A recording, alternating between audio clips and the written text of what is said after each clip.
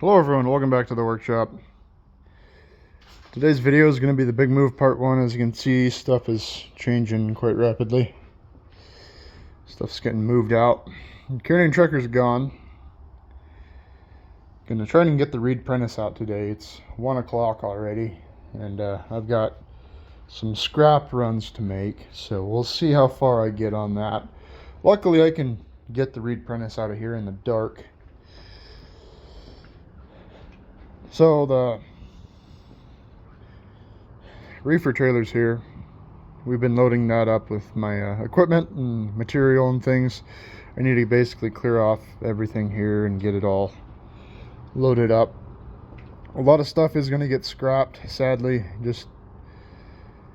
I have a lot of things that I don't want to drag out to the property that don't really make sense. The big bandsaw over here, you can barely see it. Customer gave that to me because it was scrapped to them, and it's scrapped to me, so I'm gonna scrap it. I kept it around because I wanted to basically build my dream bandsaw out of it. Every bearing in it needs replaced. It needs a lot of work. All the sheet metal's bent up. It's wore out, so I'm gonna just scrap it and get another bandsaw that already works. The bulldozer project here that I've been working on for years, that's also going to get scrapped. Kind of sad. I've put hundreds of hours into that thing. Maybe not hundreds, like maybe 800 hours into it. But it's going to take so much work to get that thing done, and it's just not worth it to me to finish that project, so that's going to get scrapped as well. These loader arms here, those are going to get scrapped as well as all the other components to it. I'm going to keep the bucket. Those loader arms, sadly, are just too big for my loader, and I've just got too many projects on hand right now to drag those out to the property, so those are going to get scrapped. But progress has been pretty dang good. I'll take you guys out to the reefer next. Well, this here's the inside of the reefer trailer. Got some random crap piled up here, but Kearney and Trucker Mills up here. This milling machine is gonna go against that wall. I'm gonna hopefully have the wall butted up to right here, and I'll have to cut holes in it for the overarms to pass through, which isn't a problem at all. A customer of mine gave me a whole bunch of hydraulic cylinders.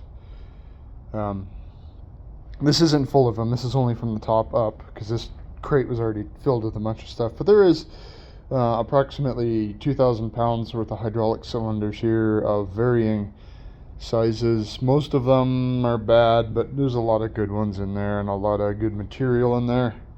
A lot of tubing. This is just a bucket full of stock from my stock rack turret lathe.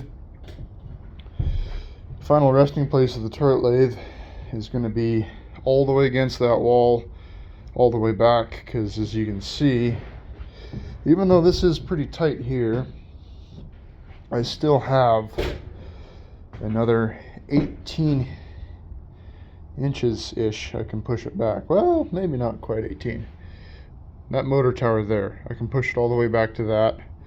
I'll have to take out some of this wiring duct to really bring that close to the wall, but I can move it in another 18 inches or so.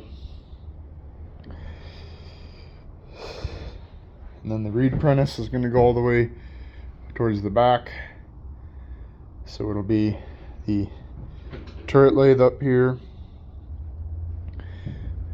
The bar feeder will extend 6 foot past, so the very end of the turret lathe, when everything is in position, is going to be about right here. And then Kearney and Trucker mill in this area. The Comet milling machine is going to go sort of in the middle, and the Solberga drill press is going to go more in the middle. And then the Reed Prentice lathe that is 14 feet long is going to go, let's see, it starts here. I marked out 14 foot That's about where I want my power to drop, so I already ran one of the wires. So the reed prentice will be about here. It'll take up about half the width. The turret lathe takes up about half the width of the trailer. So it should be a really good setup. It's going to be really tight. Really tight. But I've done the math. I've figured out one job I want to do on the Kiernan Trucker milling machine is lots and lots of keyed shaft. So I did the math from the very back to about here on the Kiernan Trucker.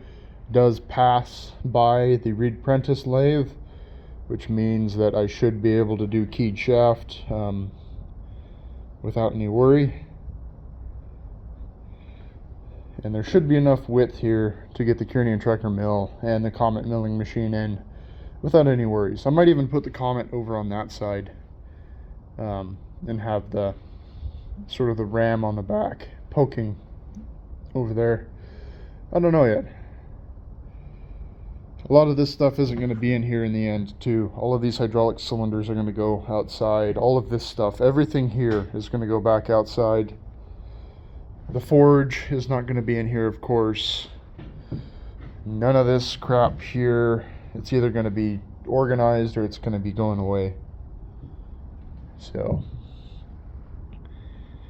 start loading stuff up again. And I do have lights that are running here, but the batteries are not happy with running it, and I think the inverter is too small.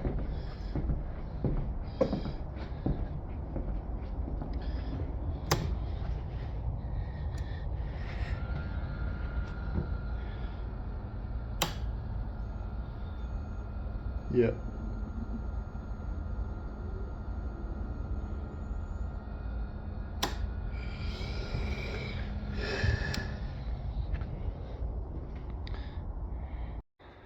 Well, I'm back from being inside the reefer.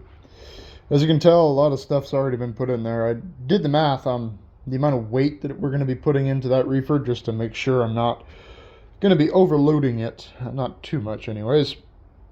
And the math works out and says that we're going to be putting about 30,000 pounds 30 to 35,000 pounds worth of equipment and just stuff in that trailer, which should be fine. It is a big reefer trailer.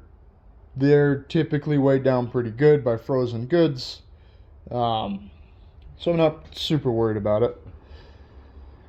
Today I'm trying to get all of these toolboxes and all this whole shelf here, everything here, into the reefer. After that, I want to get some of my other toolboxes in there. I'm going to try to line either side of the reefer, or not reefer, sorry, either side of the reed prentice here with stuff, just to make the most out of the room I've got. So I'm incredibly blessed with good friends who've been helping me with this project. I didn't want to drag my friends into this. They were always wrenching on each other's stuff and helping each other with stuff, but I knew this project was going to be a bear. I knew it was going to go wrong, and there was going to be equipment breakdowns, and scheduling wasn't going to work out, weather wasn't going to work out. I knew that, to be frank, the whole move was going to be a shit show, and I knew that going into it. I planned it out as best as I could. The Adam over at Small Town Machine Shop gave me a 12,000 pound electric winch that did not work whenever he had it. And he told me, he thought that maybe I could repair it with just replacing a couple of wires, but I hooked up a battery charger directly to the motor on it and it didn't spin over. So that didn't work out. And the big winch on the Astro that I installed that I thought would be my magnum opus for machine moving, the hydraulic motor is ridiculously weak and it has no gumption, cannot turn that winch and put more than like 500 to 1,000 pounds of force onto whatever you're pulling, which sounds like a lot, but it's not whenever you're moving machines like this. This thing is 14 feet long and all of 8,000 pounds, maybe 6. But so that didn't work out. Adam, luckily, he has a bunch of 3-ton come-alongs, So we borrowed the 3-ton come-alongs, and those saved my bacon. Without those 3-ton come-alongs, I would not have been able to move the reed prentice, or not the reed prentice, but the turret lathe into the shop. And I called in a favor. I asked another friend to bring over a forklift. We used the forklift to move the Kearney and Trecker mill into there. So now the only difficult part is going to be moving the reed. Today is Friday, and I'm hoping, originally I wanted to move everything out on Saturday, but at this point I'm hoping to move everything out there Sunday and then start getting set up. I had to push it back because of all of my setbacks. I had a pretty good schedule going if the winches worked, but sadly they did not. So with all that being said, please like and subscribe if you would like to see more. Thank you all for watching, liking, and subscribing. I do try to read all of your comments. And all of them are very positive. I want to thank all of you for that.